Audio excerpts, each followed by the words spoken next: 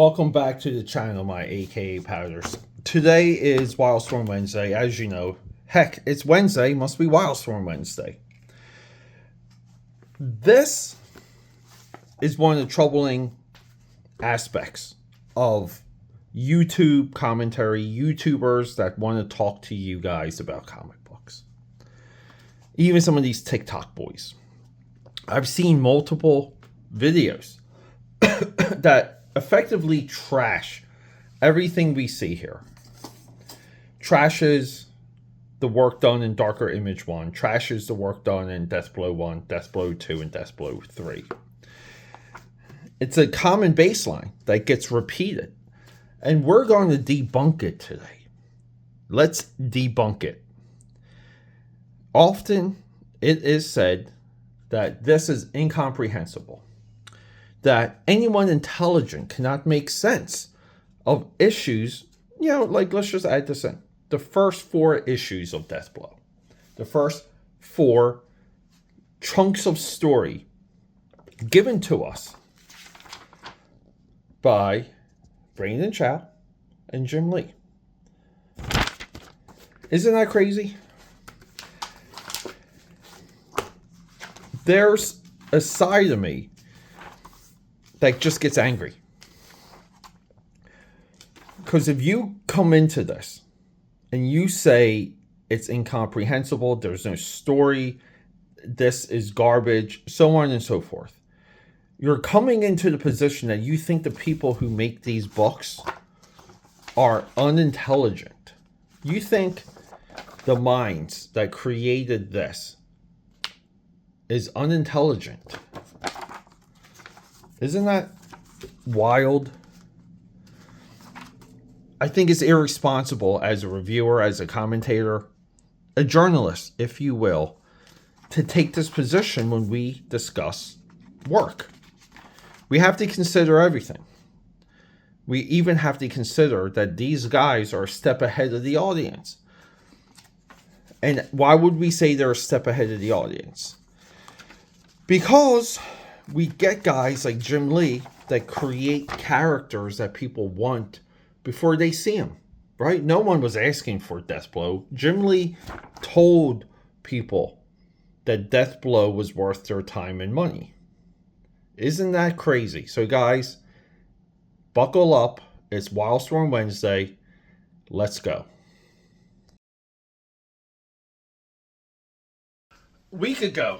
One week ago on Wildstorm Wednesday, and guys, welcome back to the 90 shows of 90 shows. Did I say that right? 90 shows of 90 shows. I'm Peter A. DeLuca here, AKAPAD, coming to you from the Wildstorm universe. See, it's all purple here because it's Wildstorm. We're Wildstormers, guys. A week ago, let's just get into it. A week ago, and welcome back to the channel. Subscribe, support, leave a comment, flex all day. What are we doing? Last week, for the 3rd time, I sketched out the scenario of how Jim Lee failed the flagship title of Wildstorm Productions. Now, around this time, everything is Gen 13 for the company, but everything began with Wildcats, Covert Action Team. Then he comes out, him and Brandon Cho, our boy Chow, Stormwatch. Then we get Wildstorm. And Stormwatch becomes cash flow. So we get boom sales with Wildcats just because Jim Lee's drawing it. A lot of people, including myself, preferred Stormwatch over Wildcats. But you get 2 killer titles. And then along came a Darker Image. We never got issue 2, 3, or 4. I believe this was solicited up to issue 3. First appearance. This is, by the way, guys, the first appearance of Max. I don't know why people... It's weird when they do independent characters. They'll do, like, the first potential iteration of the character. Not the perfected version of the character that became a regular series. This is the same for Savage Dragon. This is the same for Hellboy. With that said, Jim Lee recruits St. Keith. So it's St. Keith, the Max, Jim Lee, DEATHBLOW, Rob Liefeld's Blood Wolf. Now, Blood Wolf gets a 4-issue miniseries. The Max continues on. I mean, anything St. Keith does with the Max sells. They can reprint black and white versions of the Max or artist editions, and they go up hundreds of dollars. They just duplicate in price. Any definitive edition of the Max trade paperbacks go up in value. The Max and St. Keith always in demand. And then we get Deathblow, guys. Let me get a little swig. So we go from Darker Image to Deathblow. Dollar bin, 25-cent bin fodder here. There are still reams of these books available in every single comic book convention from here to the moon. The world is not short on Deathblow #1. So the point of this video is I want to discuss the story. And there's a reason why we're discussing the story of Deathblow from Darker Image 1, Deathblow from Deathblow Volume 1, Issue 1, Deathblow Issue 2, and Deathblow Issue 3. This is what I call the Jim Lee arc of the character. Jim Lee, outside of a couple short stories, I believe it's 1 or 2, doesn't quite return to this character. Why is that significant? See, everything cycles back to capital. The money everyone made, Wildstorm Productions. People are getting paid salaries, rent is getting paid, the electricity's still on. Hopefully the plumbing for Wildstorm Productions is paid for, because I heard those guys did nothing but clog those toilets. We have cash from Wildcats, we have cash from Stormwatch, and we have cash from Deathblow. See, Deathblow is the first character to really break out. That's a Jim Lee co-creation. People wanted nothing but Deathblow. They wanted Jim Lee to draw Deathblow more than they wanted him to draw Wildcats. But things start to spiral, and you guys are about to see, because this links back to last week's video. I almost said yesterday's video. Jim Lee killed Wildcats. He killed Wildcats when you put Travis Charest on it, who clearly couldn't keep a deadline. And then Jim Lee essentially abandons his own book. Well, he does it here again. He does it with Deathblow. That's why I call these the Jim Lee issues. Now, we're going to have a look at the first 25 issues of this title. But we're going to focus on the Jim Lee, because I feel like it takes a little bit of time to sketch out the scenario that Deathblow exists in when it comes to like a publishing catalog. I want to be clear on some points. I want to be clear on some misconceptions. And I want to showcase the evolution of this series, essentially Darker Image 1, Deathblow 1, all the way through 25. The world was so hungry for this book. This book hit everything you loved about the mercenaries or the the covert ops guys in Predator is Deathblow.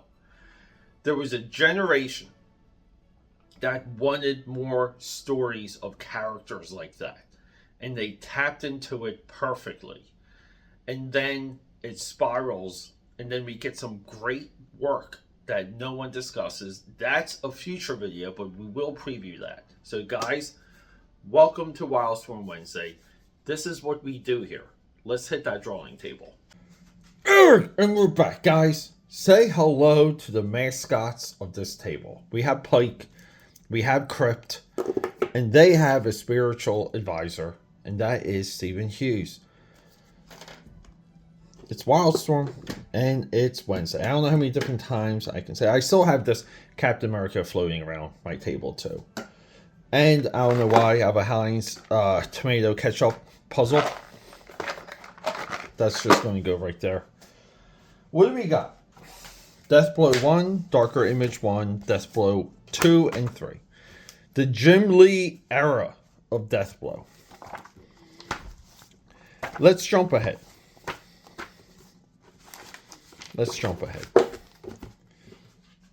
Guys, You know, sometimes we get that flex. Darker image, retailer incentive, black and white. This is a complete boner for anyone that wants black and white artwork, because I go for black and white. I will spend the extra time and money for black and white because I feel like it has the most growth when it comes to understanding a little bit of the mystical parts of comic book storytelling. You learn more with black and white. I am sorry. Always spend the time, always spend the money. This here is far more valuable than any gallery or artisan edition. You don't need to spend a lot of money on the black and white. Or as much money as that. So, DEATHBLOW 4. Art by Tim Sale. Story by Jim Lee and Brandon Chow. Cover by Jim Lee. DEATHBLOW pinup by Tim Sale. But Jim Lee effectively did the layouts here. Or did he? Because not a lot of this storytelling looks like Jim Lee. Now, this is issue 2 of the collaboration. Because here we have Jim Lee on the cover, right? We get Jim Lee here. And then here, we get, you know, Jim Lee, but layouts. Jim Lee. We flip through this. Okay, maybe Jim Lee did these layouts. Just, you know, some of this flow is like, but this is like not Jim Lee. This is not Jim Lee, right? Splitting the heads like this. That's not Jim Lee. So, like, it's hard to know.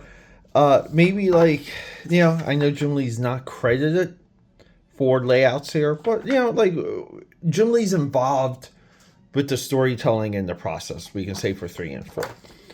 But let's just safely say Jim Lee's out by issue 5. And we spoke about this on this channel before. This screams nothing but Tim Sale.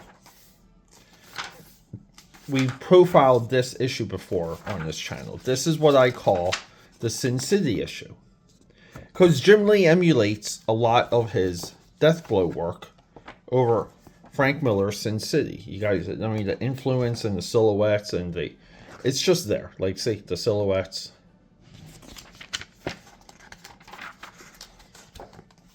But Tim Sale comes in and he picks it up. He takes the emulation and goes forward. And we get like a little bit more color, a little bit more, the series comes a little bit more dynamic. But what we get when we hit issue 4 here, or we'll just say 3.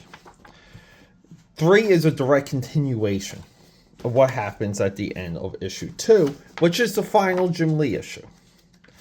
So these guys, they go off on a mission, and we can clearly see here, while they're on the mission, see, they're inside the cargo hold of the fuselage, right? They're inside.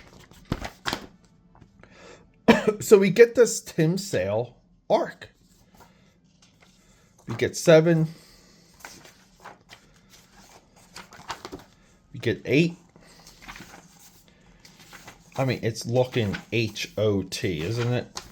This is so underrated. I believe the trade paperback for this is called Saints and Sinners. And every time I say that on this channel, I want to fact check myself, because it's been a little bit of time. But the series gets good with adding new villains, like Monster of the Week or Villain of the Month type stuff. Issue 11. Oh, we have Cole Cash here. Grifter. Wow, look, we have Tim Sale drawing Backlash. Isn't that amazing? Look, we have Wetworks here.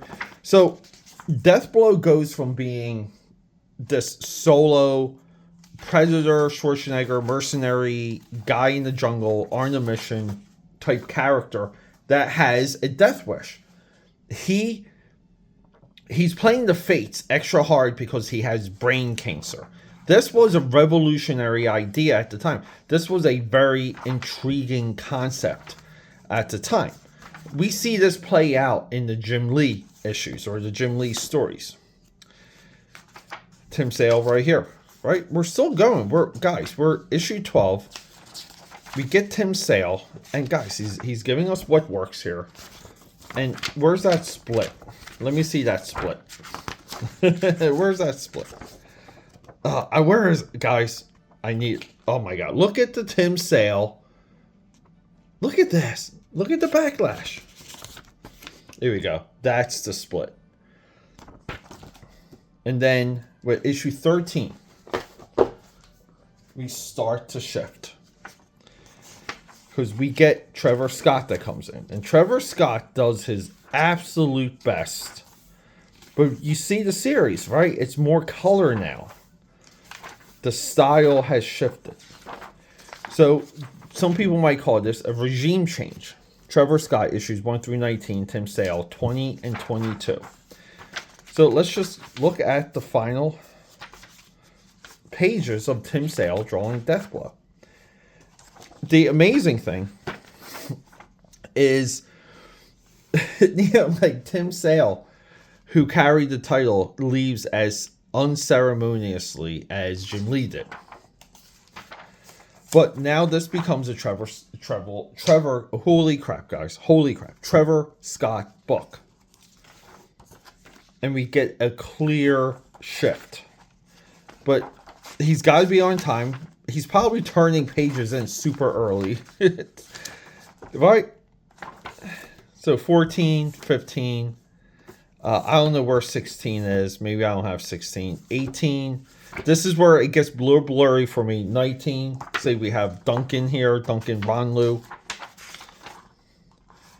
Duncan would later do some really nice work for Cliffhanger. He would do Aaron Weisenfeld with this spread here. And he would do some fantastic work for Alpha Flight. Which Alpha Flight came to be somewhat of a reservoir of fleeting talent from Wildstorm Productions. Deathblow versus Gen 13. But now this just looks like a standard comic book. So we have to compare this, right? We have to compare like the Jim Lee vision, right? Because Jim Lee is directing some of this. Okay, huge quality shift. Some people might say that's a branding mishap. So we get 20, 21, 22, 23, Backlash is back, 24, and 25. Now, we have Wild Times, that's what, because the only reason why this is here, and I believe, right, we got Tommy Lee Edwards, R.I.P. Tommy Lee. I believe Tommy Lee Edwards is no longer with us. Maybe. I could be mistaken. Don't hold me to that. Deathblow has become a character that's constantly brought back and resurrected because he's endlessly popular, even to this day.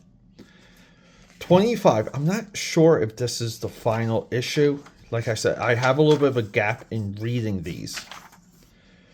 The end, the beginning. But Deathblow later dies in the company-wide crossover number 2 called Fire from Heaven, which, yes, we will do that on this channel, and no, it's not anytime soon.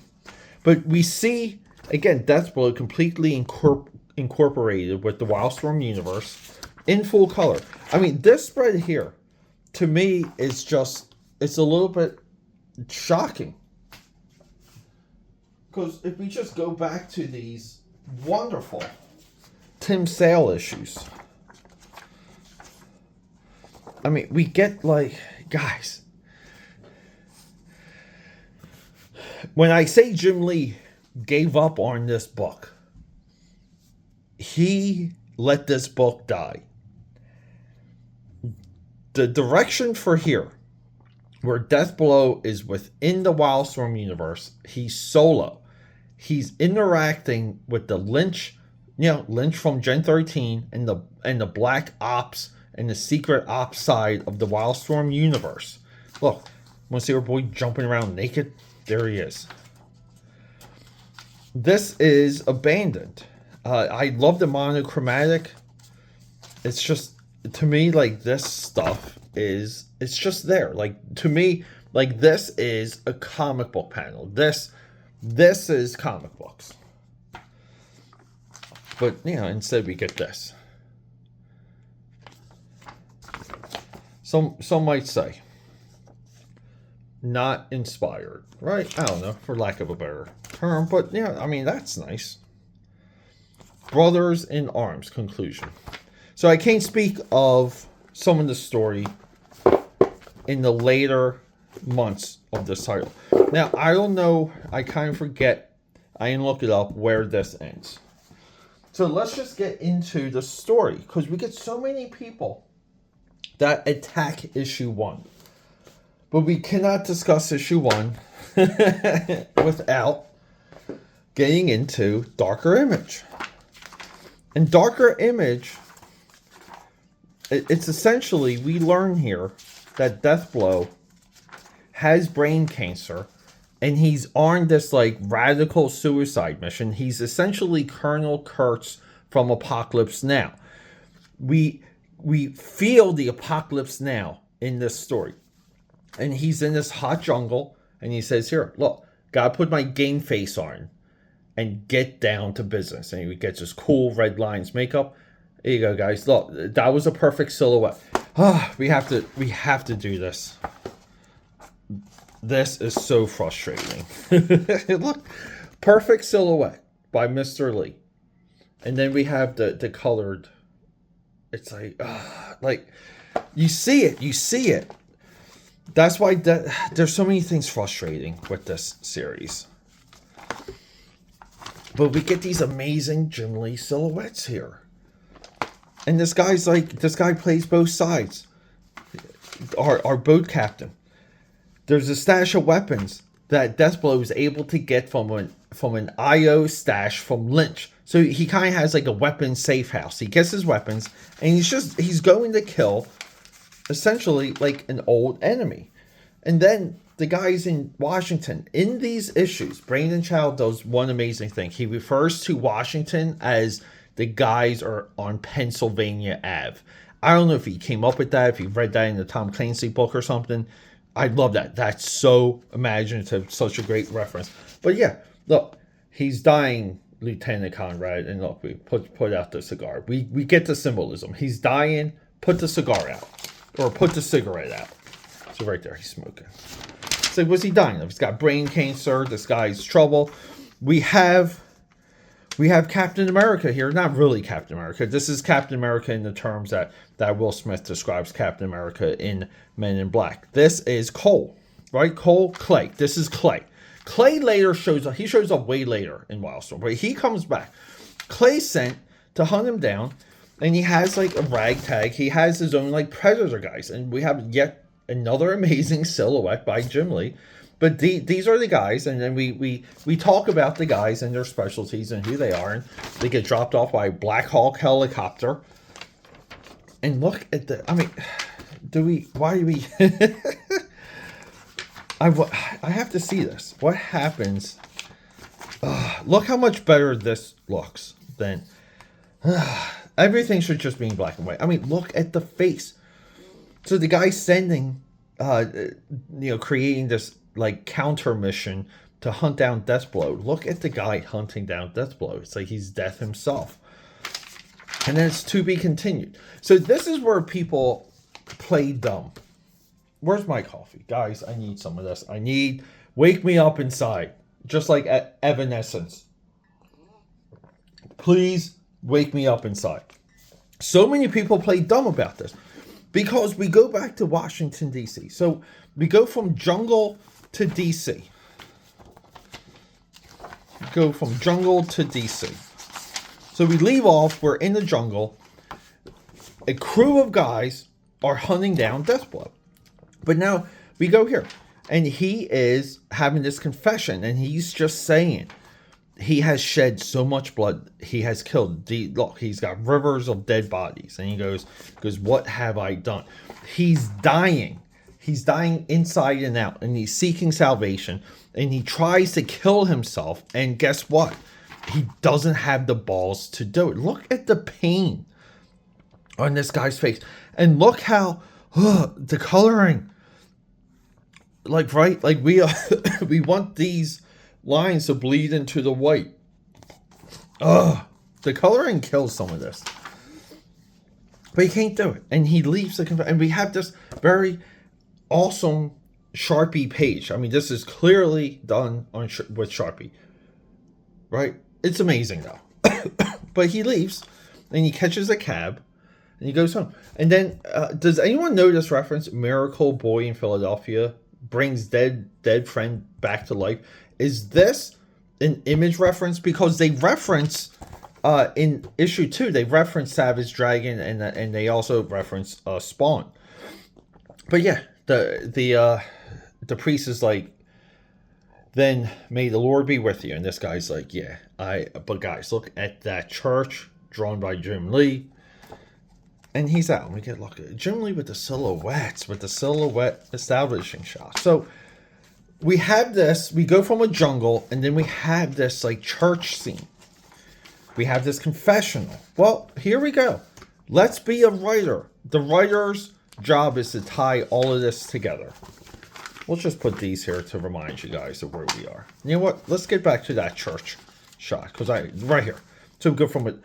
We leave off at a church, and then it's like we're in this hostage situation. Keep playing dumb, because you're gonna be like, what is happening? See, somewhere in Virginia. Well, there's a hostage situation, and he starts clipping these guys. He does a good job, but see, we see that they're cardboard, and this guy's like clapping. He's like a steroid freak, and they go back and forth. This is the guy that runs DEATHBLOW, and he goes, "Hey, I have your X-ray." He's holding up the X-ray, and he goes, "Hey, the reason why you were at church after your most recent mission, when you killed that guy, did it have anything to do with this?" He goes, "Yeah, I'm just here to make sure you're up for this mission. I only want I only want charmed people around me." Which is like, charmed is like somewhat of a term in this sense of like-minded individuals. And he holds the cancer X-ray up on like the hostage, the girl hostage. So you see she's like carrying bags. But that was like that was the training scenario, right? And this guy's like, he just freaks out. He blows everything away. And he goes, "Please God, just give me one more chance." So he's on the redemption arc. That's why he was at church. He knows he's dying. But then they reference that he completely took out these guys. So he takes out the squad after him. I guess somewhere along the line, that Clay guy survives. Maybe, right? Clay guy survives. He kills everyone else. He kills the revenge kill that set him on the original mission, which is a couple pages from here, right? So like it starts with this revenge kill. He gets it, and then we're off. So with a couple captions, dialogue, we wrap everything up. So there's no confusion. It's disingenuous of people to attack what the story is. You attack this on other merits. And as we've already previewed, we pick up basically with Jim Lee's layouts, a new artist, but we pick up where we left off. And these guys are just like, they're running a mission. They gotta go kill someone with cool looking guns. I mean, look at how Tim Sale draws hands. So, guys, that's Jim Lee's DEATHBLOW, and that's why we're calling this video that. That's why we have it on the headline and the thumbnails. Jim Lee's DEATHBLOW.